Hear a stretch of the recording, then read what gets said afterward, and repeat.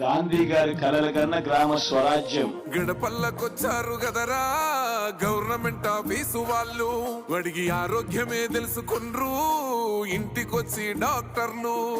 శిథిలంగా ఉన్నోరు body మరి అయ్యింది రావది గుడి, గుడి గంట కొట్టకుండా పేదోడి బతుకు వెలిగిపోతుంది గదరా, బతుకు మార్చింది జగనన్నరా.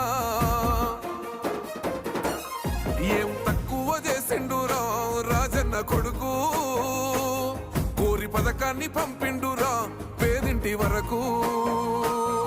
ఏం తక్కువ చేసిండురా జగనన్న మనకు, వైసీపీ జెండెత్తి పోదామురా ఆ గెలుపు